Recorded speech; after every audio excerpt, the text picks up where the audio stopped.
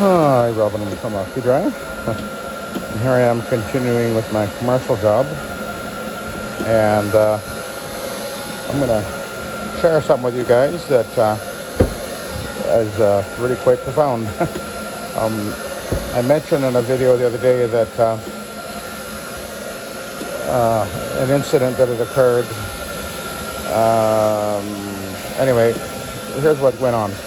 The other night, about 10:30 at night, I got a phone call, and it was I have two sons. One of my sons, he's like 39 years old, I guess. He's not, he's on a disability, and medication for some mental kind of limitations that he has. But anyway,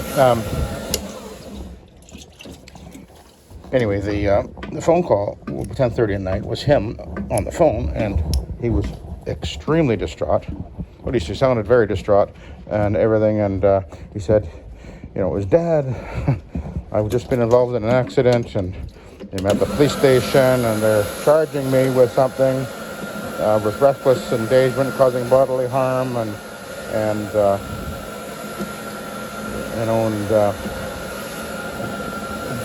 those sort of things. And he says, I got to go now, and the policeman wants to talk to you. So next thing I know, there's a police officer on the phone, and he's explaining to me that my son was involved in a car accident, and he told the attending officer that he had been texting while driving, and so therefore they had arrested him and were charging him because him being the cause of the accident, and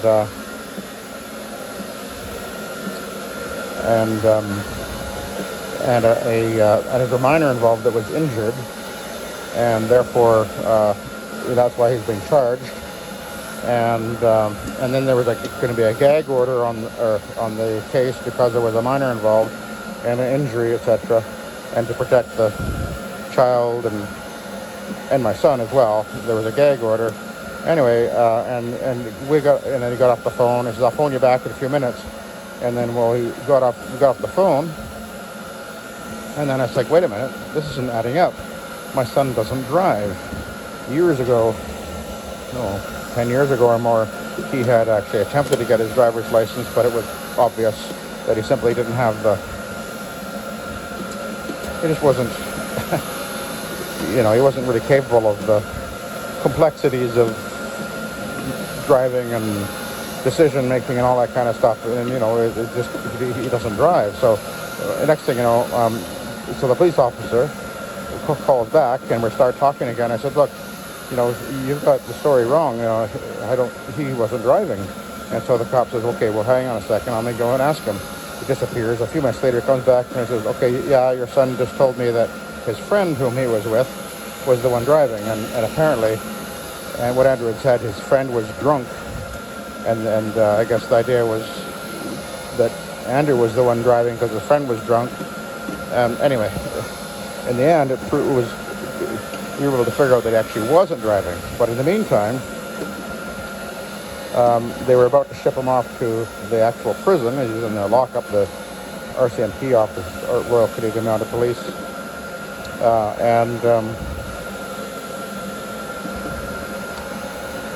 of course, shipping him off to the actual prison was definitely not a good thing. But they said, well, we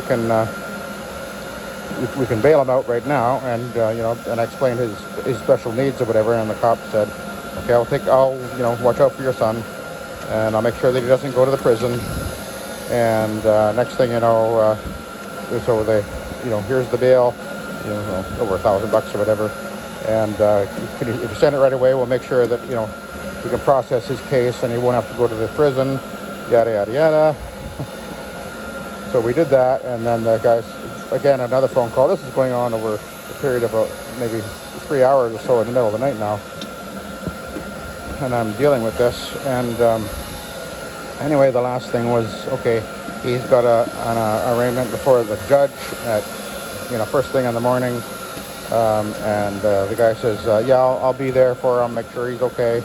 and I'll let you know how it turns out, and let you know what the judge decides. And then in the morning I get a phone call around 8 o'clock or whatever, and this RCMP officer is there, and he says, okay, the judge has just seen his case, and I arranged a deal with him that although we did figure out he actually wasn't driving, because he said he was driving to the cop, because his friend apparently had told him, you tell the cops that you were driving, because he wanted to avoid a drunk charge, I guess. And my son, being the kind of individual that he is, he would. That's something that he would do. He said he was driving when he wasn't, because if you knew him, you'd know he's just easily led astray, as it were. He's just, one of those people that you have to protect from the unscrupulous, actually. Anyway, so there was another over $1,000 fine that he gave him because he had said he was driving, but he wasn't. So, and they just lowered the charge to just reckless driving and a fine, and but they said it won't go on his record or anything. And so again, we sent another money order for that fine, and on top of that, we'd already sent a e-transfer, and then they said, okay, yeah, he's out now. We let him.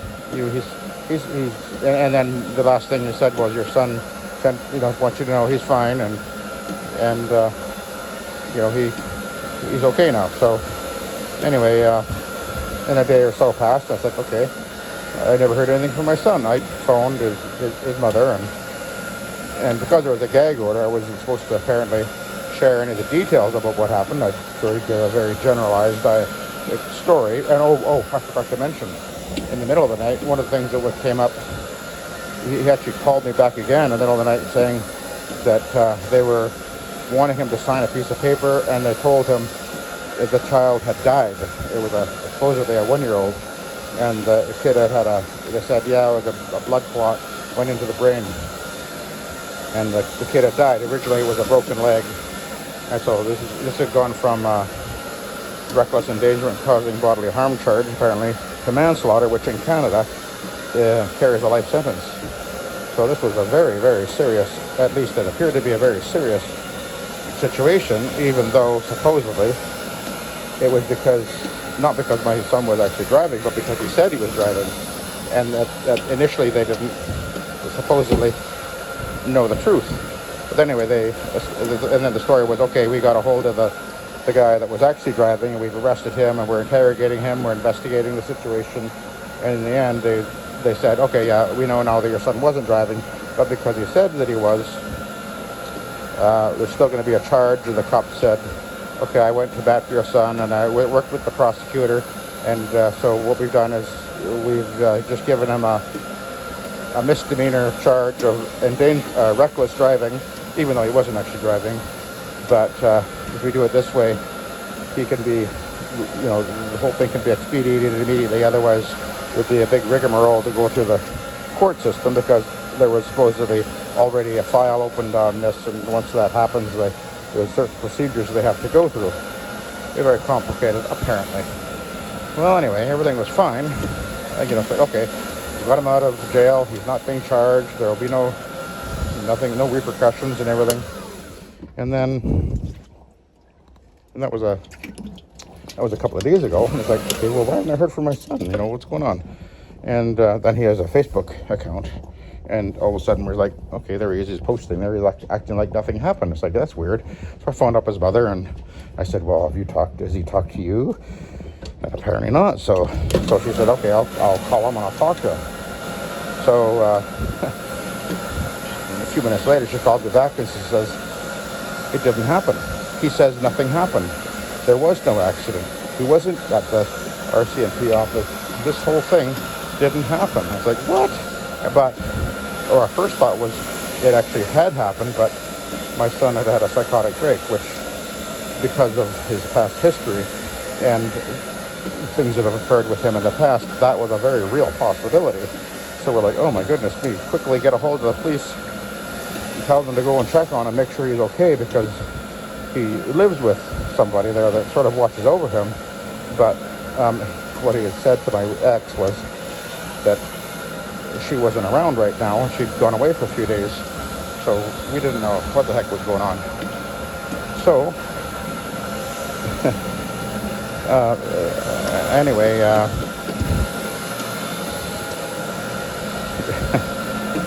it turns out that the whole thing is a scam. And apparently and we got a hold of an RCMP officer from the detachment where he is, called back, and I just had a conversation with the guy, and he's saying, okay, yeah, this has been happening. We've had it happen 3 or 4 times. This is the exact same scenario. Middle of the night call. They take a sampling of somebody's voice, manipulate it, have them say a few things. You're not thinking straight when you get a panic call from a family member in the middle of the night, and it has to be dealt with immediately, and you're not. So anyway, that was what happened, and in the end, we're just sort of figuring this out right now. Literally, I was talking to the cop like 15 minutes ago, and apparently this is quite the scam that goes on, and very effective, obviously, because I had no idea that I wasn't actually talking to my son. The conversations with him were very brief. It's like, and he was extremely, sounded very, very upset. So, the voice sounded like him, and it was a scenario that seemed very realistic, and then you get this authoritative sounding voice on the phone saying, I'm Constable so-and-so, and anyway, wow, that's crazy. So at the end of the story is that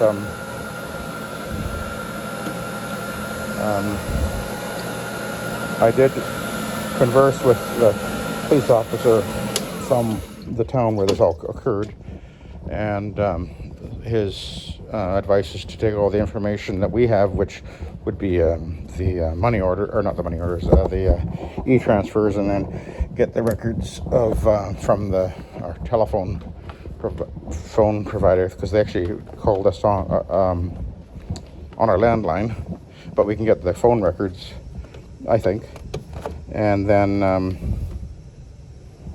take it to the local detachment, and they can open up a case file and do an investigation, hopefully. Hopefully we can find out who's done this, and although we may never see our money, yeah, I mean, wow. I've heard of these scams happening, and of course now with AI, they can do this. They can take somebody's voice, and with AI they can manipulate it, and you don't know. I mean, it's just crazy, and the dishonesty of people. It's just crazy. I'm just gonna flip it. I've got 2 sides. So, what can I say? You hear of these things happening, and then it's just amazing. And even now, we're like, is the guy that I'm supposedly talking to from that detachment, is he actually really a cop now? And I told my wife, okay, phone the local RCMP office, get their phone number, phone them and say, this is what's going on. We've got the name of this other constable, but wow, now we don't know what to think. But anyway, apparently my son is fine. There was not in an accident. What can you say? So yeah, so just if you ever get this phone call in the middle of the night from somebody, your family member or whatever, just bear in mind that it might not be what you think. And there are such dishonest people that will be glad to steal your money from you, and will use your emotional bond, family ties against you. And they're very, very clever, very, very devious people. It's just incredible. So I thought there's a little heads up and a watch out.